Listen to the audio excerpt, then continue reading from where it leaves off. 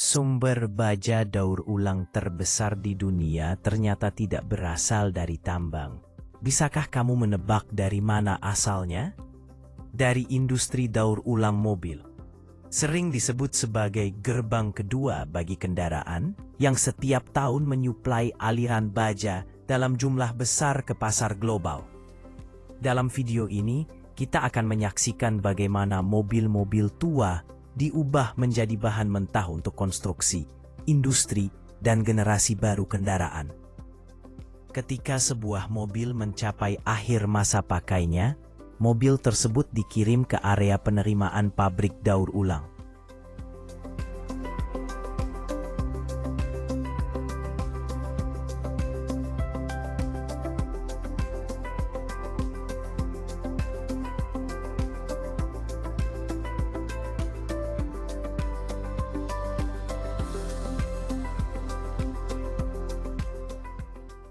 Di sini, teknisi mencatat nomor identifikasi kendaraan, nomor mesin, tahun pembuatan, kondisi keseluruhan, serta semua dokumen terkait. Mobil juga difoto, diberi kode pelacakan, dan seluruh datanya diunggah ke sistem manajemen digital. Langkah ini memungkinkan setiap proses terlacak, sekaligus menjadi dasar penilaian nilai sisa dari tiap kendaraan. Proses pemeriksaan berfokus pada komponen yang masih bisa digunakan kembali, seperti mesin, transmisi, komponen elektronik, bagian interior. Komponen yang masih layak akan dijual ke pasar suku cadang bekas bernilai triliunan. Sementara, kendaraan yang rusak parah atau aus total akan langsung menuju tahap pembongkaran untuk pemulihan material.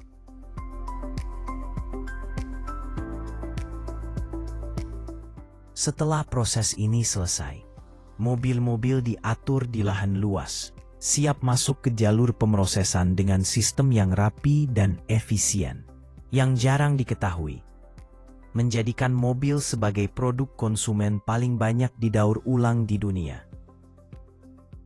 Berkat tingkat organisasi ini, setiap mobil mampu memaksimalkan nilai sisa dan berkontribusi kembali pada ekonomi. Setelah tahap penerimaan dan pemeriksaan, kendaraan berpindah ke area proses. Langkah pertama adalah melepas baterai, karena merupakan risiko listrik paling berbahaya. Pada mobil bensin konvensional, baterai timbal asam dilepas terlebih dahulu. Tingkat daur ulangnya mencapai lebih dari 98%, karena timbal, plastik, bahkan asam sulfat di dalamnya bisa digunakan kembali untuk membuat baterai baru. Untuk mobil hibrida atau listrik, baterai lithium-ion yang jauh lebih besar membutuhkan prosedur ekstra ketat. Paket baterai dilepas hati-hati, dikemas aman, dan dikirim ke fasilitas daur ulang khusus.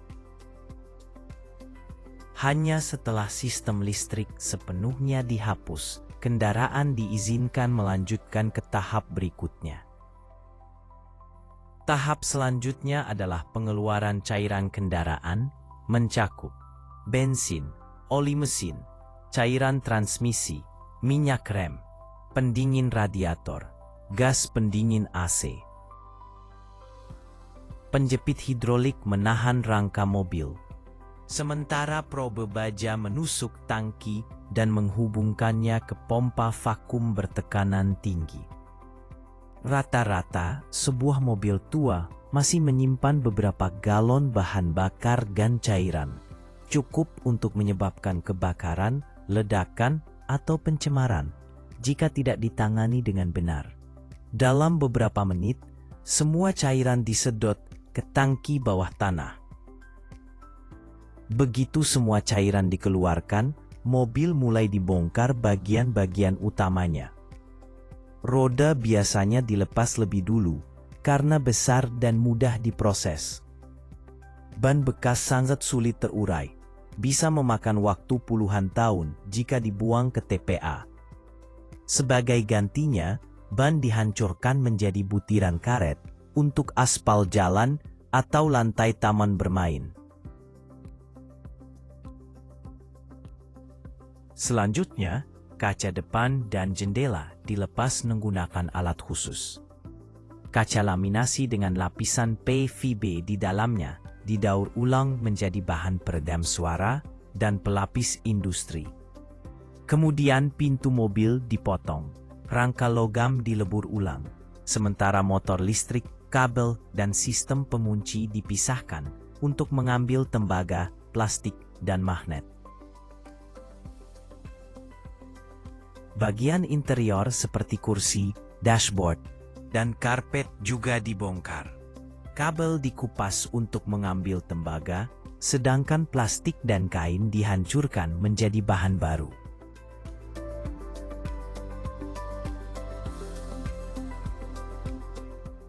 Akhirnya, mesin dan transmisi, bagian paling berat dan bernilai tinggi, dilepas. Sebagian diperbaiki untuk dijual kembali, sementara sisanya dibongkar untuk mengambil baja, aluminium, tembaga, hingga logam mulia dari catalytic converter. Sebelum masuk ke alat penghancur, mobil dibersihkan dari bagian non-logam seperti pipa knalpot, panel plastik besar, atau kabel kusut.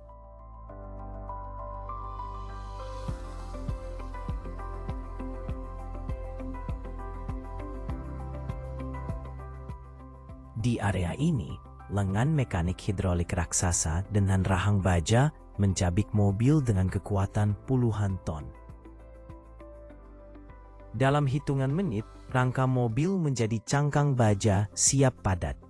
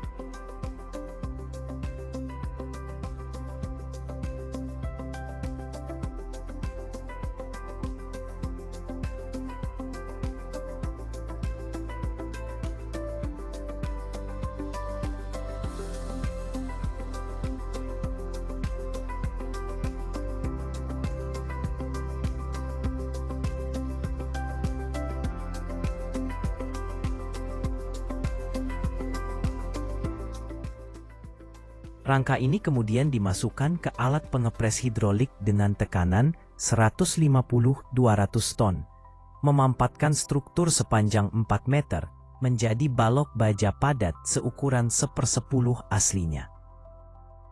Tergantung teknologinya, ada beberapa metode. Menekan mobil menjadi balok baja padat berbentuk kubus, meratakan mobil menjadi lembaran pipih, menekan dan sekaligus memotong mobil menjadi potongan siap lebur. Semua bertujuan sama, mengubah mobil besar menjadi logam seragam siap daur ulang. Balok-balok baja padat ini kemudian masuk ke mesin penghancur raksasa, jantung industri daur ulang mobil. Dalam hitungan detik, seluruh mobil hancur menjadi potongan logam kecil. Mesin modern dapat memproses 100-150 ton baja per jam, setara ratusan mobil per hari.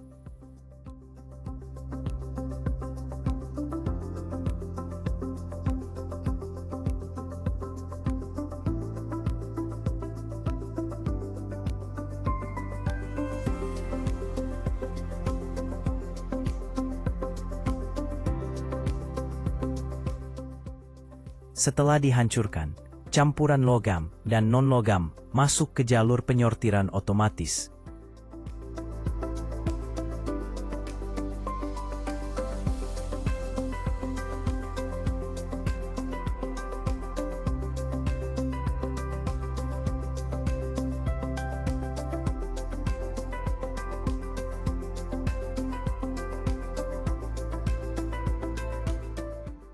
Magnet menarik baja karbon. Arus eddy memisahkan aluminium dan tembaga, sementara plastik dan karet dibuang.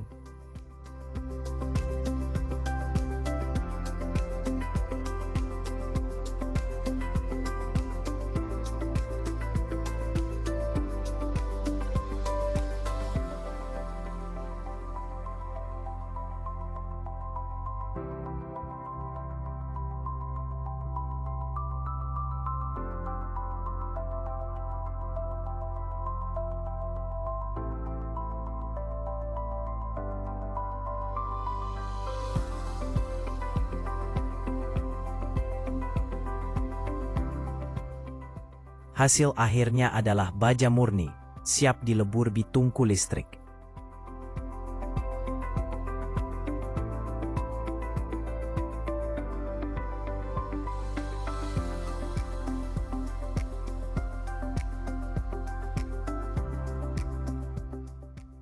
Di dalam tungku busur listrik, arus raksasa menghasilkan panas lebih dari 1600 derajat Celcius, melelehkan baja menjadi logam cair.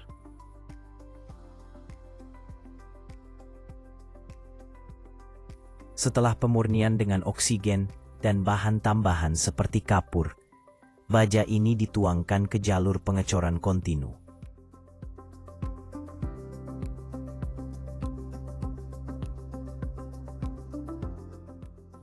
Dalam beberapa detik, logam cair membentuk batangan baja panjang yang kemudian dipotong menjadi ukuran standar.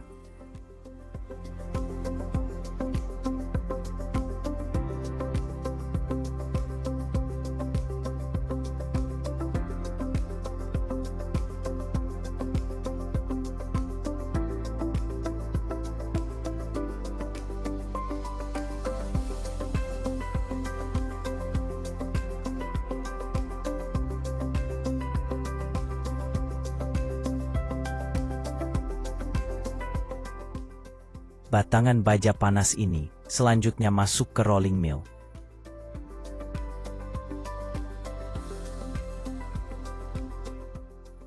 Di mana baja ditekan dan dibentuk menjadi lembaran atau gulungan baja baru.